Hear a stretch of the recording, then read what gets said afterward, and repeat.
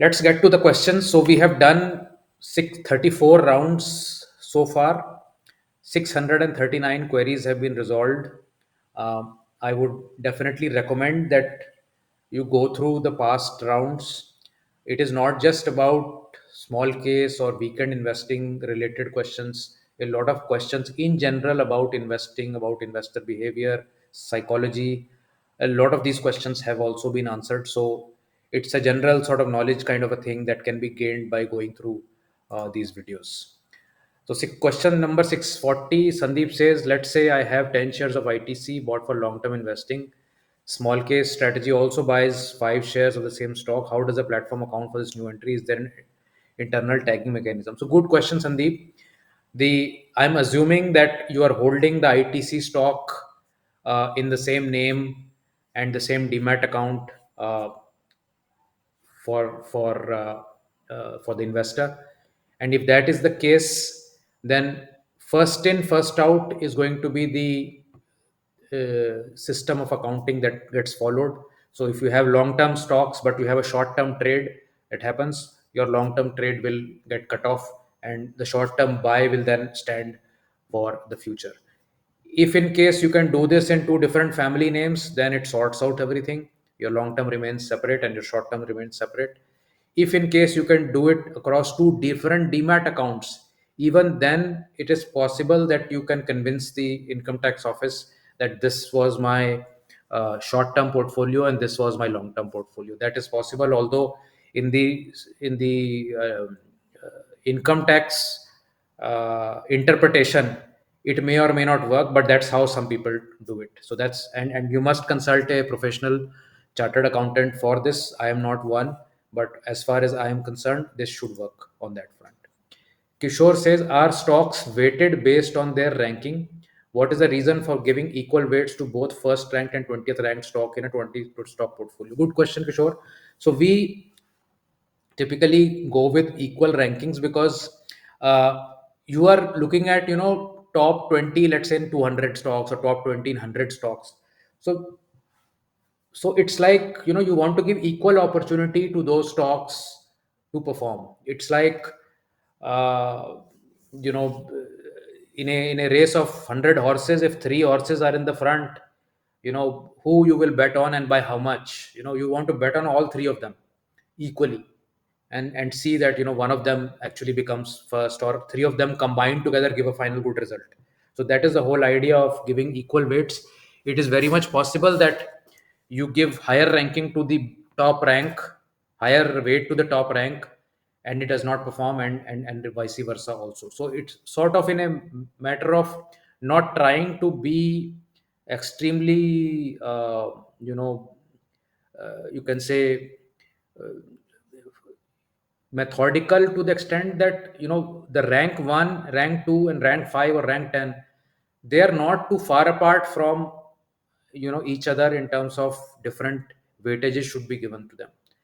On a day to day basis, these 20 out of the top, let's say 200, are probably rotating within those 20 also.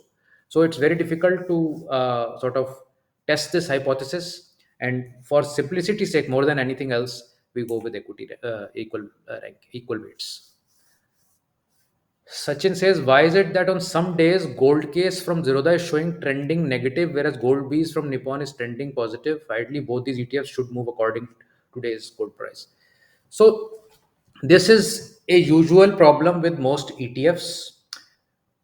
ETFs have a certain NAV that the fund is calculating. So Zerodha is calculating some NAV of the ETF. Nippon is calculating some NAV of the ETF. Now, the demand supply of that ETF during the day can cause the pricing to go away from that NAV. Maybe few 10, 20 paisa on the higher side, 10, 20 paisa on the lower side. And ideally, these AMCs should make sure that the market making that they do, they have both buying and selling bids and bid and ask to be there to bring the ETF back to, to fair value. But I'm not sure how much of that is done, because if market is pricing it, badly, and the AMC is able to buy units there, they would, I don't know how much incentive is it for them to bring it back to the NAV. But and you may have this, let's say at 329, somebody puts a big order, 0.5%, 1/4% higher or lower. It will distort the closing price. And then the next day, you are taking reference of that closing price, which may be negative for one, positive for the other. But if you were to plot the chart of both these ETFs over any significant period, few months, few quarters, you will not find any difference. So in the very short term, yes, there may be abnormal days to some extent only. I don't think anything is going in, moving in percentages away or down. So some minor aberrations can be there from day to day basis, but over a longer period of time, I see that at least both these ETFs, which we have used in our products also, are very much in line with the actual gold price movement, minus of course their little bit of expenses. Uh, Rahul says, is there a reason for going with equal weight in portfolios instead of say risk parity, for example? I think I just explained that in the previous question. So I would request you to refer there. Vamsi says, always get confused between fundamentals and technical. What percentage importance is to be given to each? Please, can you throw some light again? Okay. So it's a matter of preference. It's like saying that, these are two different ways of approaching the market. One is fundamental approach, where you're saying the data that I have about this company, about this sector, about the management's vision about this company, about the management itself, and their past records. I want to use all of that in relative valuation versus others in the field, also to figure out whether I should be buying this or selling this. It is as simple as that. Technical parameters are largely to do with price behavior, and you are saying that I'm willing to look at the company's stock technicals to determine whether I should buy or hold or sell this stock. So separately, these two can be very, very different outcomes. A lot of times you will find that fundamentals of the company can keep improving, but the stock is not moving. At other times, you will see stock is moving big time, but fundamentals are stagnant. So there will be a lot of mismatch, and you can say a gap between these two. And henceforth, my personal view, and not everybody's view, is that either of these two should be practiced. Mixing of these two can bring very, conflicting results to the mixing pot.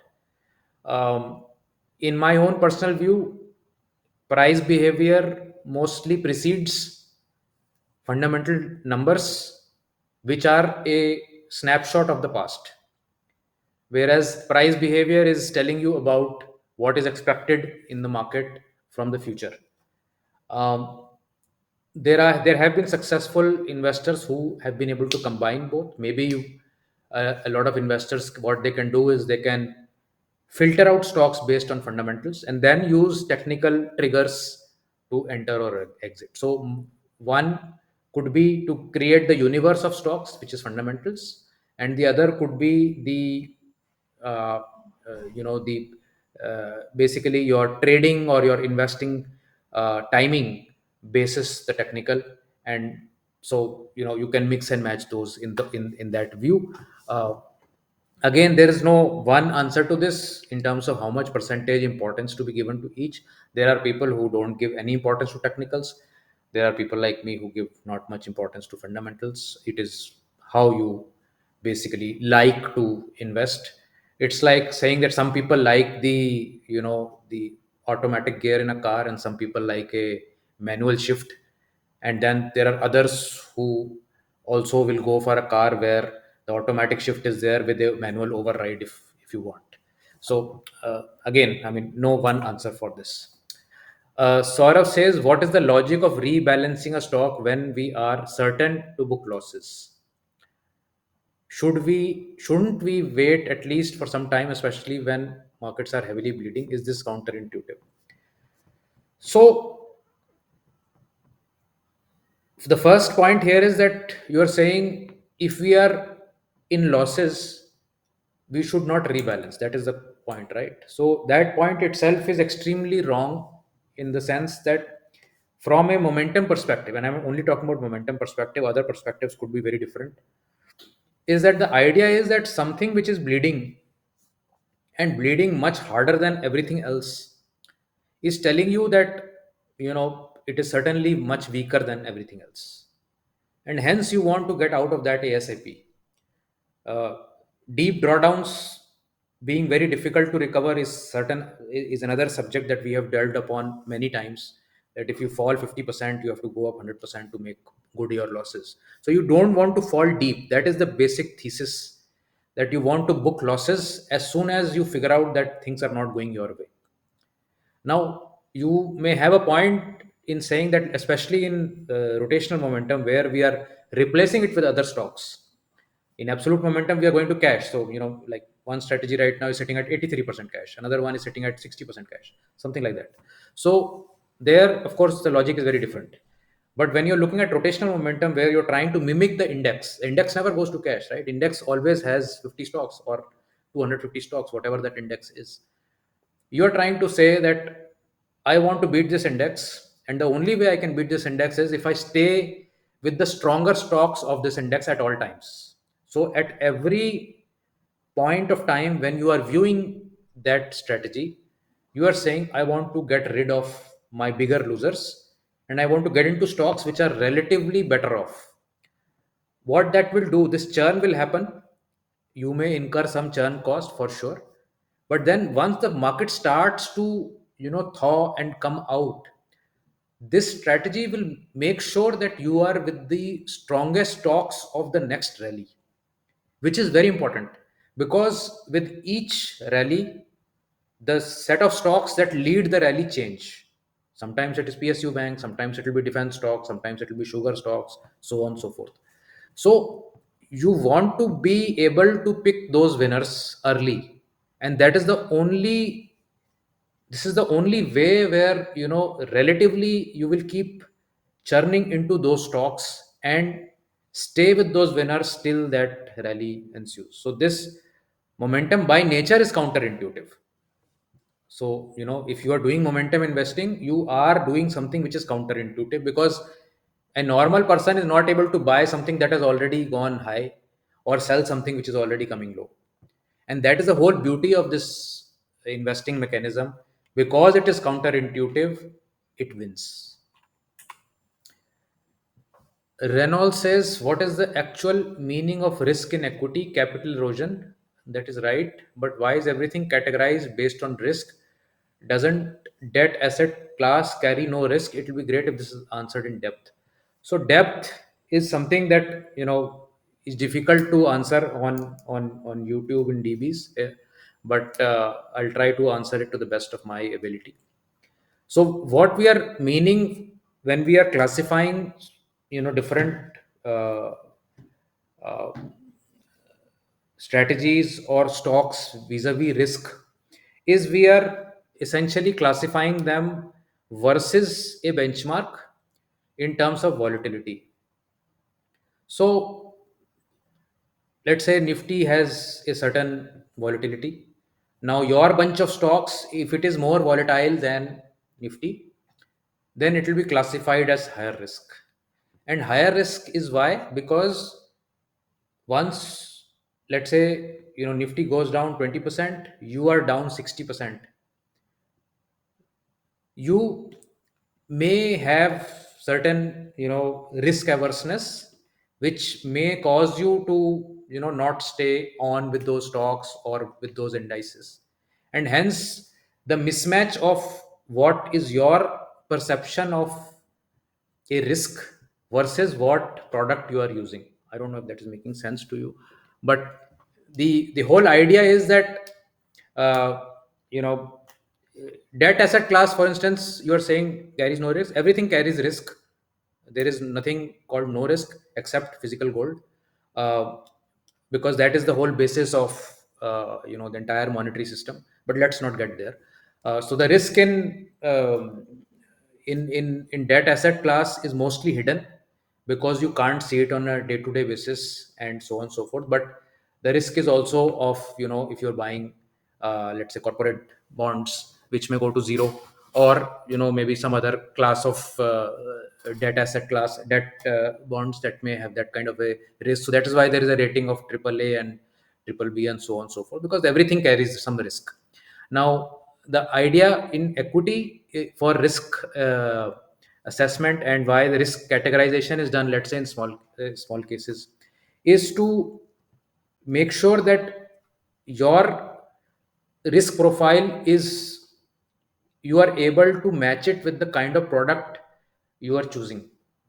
So let's say you are 75-year-old, you have enormous wealth, you really don't want to make too much returns at the cost of too much volatility. Usually the returns and volatility is linked, right? So you are saying I'm happy with nifty returns. So in some sense it is like saying that I am a largely a risk averse person. I don't want to take more risk than the index. So I'm happy with index investing. There may be some other person who's 25, 30-year old. He says, I have nothing to lose. If I take high risk portfolios, maybe in 10 years time, my capital can really, I'm willing to take that risk, that my downside can be also big, but my upside can also be big. So that is sort of the nature of risk assessment and risk profiling that is done to ensure that it's like your hand is trying to fit a glove. That glove should be according to your hand. If your hand is size 10 and glove is size 5, it won't fit. So that's sort of my rambling on risk. I don't know if that answered your question. uh, Him007 says, I'm a weekend investor since 2021. I'm a subscriber of NNF10, All Cap, and ATH doing SIPs. I sometimes feel disappointed with ATH2 performance. How can I be confident in ATH2? Kindly guide. So ATH2 is a very, I would say, niche kind of a product that chases all-time highs. Um, there are specific periods where ATH2 will really perform very well, when there is very, you can say, strong momentum in stocks. Uh, and in general, it is a sort of a add-on strategy that is to be used with your core strategy. Um, in terms of performance, I'll not comment on performance here because I'm not allowed to. But given the fact that you already have other strategies, and in comparison to that, you may be feeling ATH2 has not done so well. So it is possible that at times certain strategies will not be able to, maybe be as good as other strategies. But see what kind of stocks ATH2 is picking, how quickly it is able to exit when the stocks stop going up. If that gives you confidence that I want to be in such a strategy where it's trying to pick the next winners but quickly gets out when that momentum fades. If that gives you confidence, stay on, because sooner or later the results come around in most of the strategies. But if it is not giving you confidence, feel free to move to something else. Captain Ajay Kumar says, please advise about how to invest in gold through physical possession, buying from local Sarafa market, or through some other way. So physical gold is the best way to buy gold. There is no two ways about it. Physical gold is the only asset in this world where there is no counterparty risk. If you hold it, it is yours. If we keep it in Bank of England, it is theirs. So physical gold is the most pristine form of gold holding.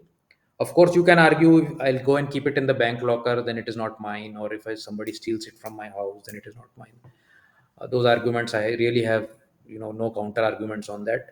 But anybody who's having claim on your gold, the whole property of gold is lost. So technically, sovereign gold bonds, ETF, mutual funds, by going through those routes, the pristine quality of gold has been lost because it is sitting in somebody else's books who is having custody. The custodian is another third party. So there are so many hops. You are buying from a AMC. The AMC is also not holding the gold himself or herself or itself. They are having a arrangement with a custodian. The custodian may have a vaulting service somewhere else, where it is kept. And if the custodian, you know let's not go there. If I mean, malpractices can happen anywhere, but what is in your hand is in your hand. So from that perspective, physical gold remains the most pristine form. The next best forms are, of course, sovereign gold bonds and ETF. AMCs. I recently talked to the top bosses at both, let's say, Nippon and Zerodha AMCs, and they assured me that the gold that is held in those ETFs are audited properly, submitted to SEBI periodically. It is not loaned against in any format. So to that extent, and they say you can come to our office and check our audit or certificate and so on and so forth. So to that extent, India market probably is much more cleaner than a lot of overseas ETFs, etc., where a lot of borrowing and lending continues to happen. So the same 1 kg of gold may be on the books of several other players. Um, let's not go there. So, uh, physical gold is possible to buy from any gold manufacturer like MMTC. uh, Most of them are going to charge you some premium on it. So unless you're buying for the long term, uh, for very short term, it will not make much of sense. Local Sarafa market, please be very careful. There are a lot of tungsten bars that are coming with gold plating. Tungsten has a similar density to gold. So if you take a tungsten bar, which is of course priced much lower, and you coat it with, let's say, 2 mm of gold, it will pass through most detectors like gold. So local stuff is going to always have that risk. And buying it through proper manufacturing brands, getting their assurance of hallmarking and packaging, I think it is worth that much money. So this is my sort of response on that. Gaurav says, I'm a subscriber of MI Evergreen from September 2024. Okay, 4 5 months. As per this strategy, if you invest 25% in gold and 75 in equity, my question is, as per market conditions, why the equity component is not allowed to get converted liquid bees in weak market to avoid big drawdown? I think MI Evergreen has done very well in the last 5 months versus all our strategies, and this should not have been any regret of being in MI Evergreen. Gold has also done very well, so we are going as per the design of the strategy. I can't change the design of the strategy just because of some whimsical thought in my mind one day that let's go to cash today. It doesn't work like that. That strategy is designed that 75% will remain in equity, come what may, and 25% will remain in gold, and it will get rebalanced every month. So the why question does not arise. It is like asking for a change of the design of the entire thing. So, I mean, if you want to invest in equity where in a weak market we go to cash, there are other strategies which can fulfill that requirement, but not this one, because by design, this is not designed to go into cash. This is designed that 75% of this strategy will try to take out the best of the CNX 200 stocks, and the rest is in gold. And I think that has been working very, very well for MI Evergreen. Hariteja says, Namaste, NNF10 subscriber. Any plans for starting mutual fund? I wish I had that kind of money to start a mutual fund business. It requires hundreds of crores. Uh, in the near or far future, I don't think I'm going to be anywhere close to that. He says, you have addressed tax comparison between small case and mutual fund, but main issues are rebalance at different prices, rebalance effort, and gains variation among subscribers. Reason I'm not buying MI20. You may have your reasons, but I can tell you the small case variation of different prices is a absolute myth. The small case performance takes into account open, high, low, close, average, weighted average on the rebalance day. So whether you do it at 10 o'clock, whether you do it at 2 o'clock, over a significant period of time, it makes no difference to any anybody actually. So that is certainly not there. Rebalance effort, yes, you will need to press two buttons every Monday. That is there. And that, if you find that that and the tax angle is not enough returns for you versus the small case versus the mutual fund that you choose, then definitely don't go for it. But certainly, if you are able to get even 2 percentage points more on a long term basis, you will compound in a very big way in small case.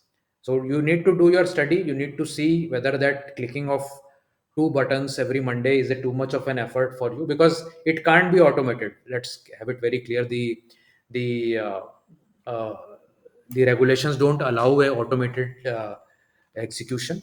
And because mutual funds don't showcase their cost, doesn't mean they don't have costs. I mean, they pay 100 crores to their fund manager, from where that is coming out. They are sitting in the fanciest of offices, where that is coming out from. They are doing all kinds of expenses. It's just that it doesn't come in your face, so you feel that mutual fund में तो खर्चा ही नहीं है, यहाँ पर बहुत खर्चा हो रहा है. So the transparency that you get with small case, the ability to get exact NAV right now when you buy and sell, it is not there. So the fund manager could change tomorrow. You don't even know what is his background and what kind of thesis he brings to the table. Just because a AMC is running it and the fund manager keep changing like musical chairs, does not mean that the performance can keep continuing. There's a lot of things that I can say, but I don't want to. It is your assessment what you wish to do. I can only say, if you don't find it worth it, you should not go for it. But if you find it worth it, you are more than welcome. Uh, Haim says, is it right to say that rupee cost averaging happens in rotational strategy and not in absolute strategies? It depends. I mean, if you are not doing SIPs or invest more, then rupee cost averaging is not happening in any of them. But yes, if the SIPs are happening, then more so in rotational strategy, where uh, stocks may not exit for long periods of time, even though they may be in the red, then it is possible that rupee cost averaging is happening there. Whereas in absolute, they may just get out of there. So it's very difficult to say a perfect answer to this. But my sense is that as market comes down, don't look at it as rupee cost averaging, but look at it as allocation. Even if you are allocating and it sits 80% in cash, I have no problem with that, because at least mentally you have designated that money to be deployed as and when the first opportunity comes, which doesn't happen otherwise. If in your own direct investing portfolio market suddenly goes up, you probably will not invest. You will wait for it to come down, or you may be anchored with the price. But here in a strategy, because the strategy is saying, okay, invest 4%, close your eyes and invest 4%, you will probably do that. So it's a sort of a psychological difference that gets made. Uh, get martyr now. I would request that you have real names. Get smarter now, so that I can come to know you also one-on-one basis. For a monthly rebalance, do we look at a monthly chart and determine momentum? We don't look at monthly chart, but we look at monthly statistics. uh, so rate of change, price behavior, volumes, all that is seen over monthly or weekly periods, and then the rebalance is decided. Ayush says, is it better to invest in branded physical gold coins, Tanishq, or gold ETFs?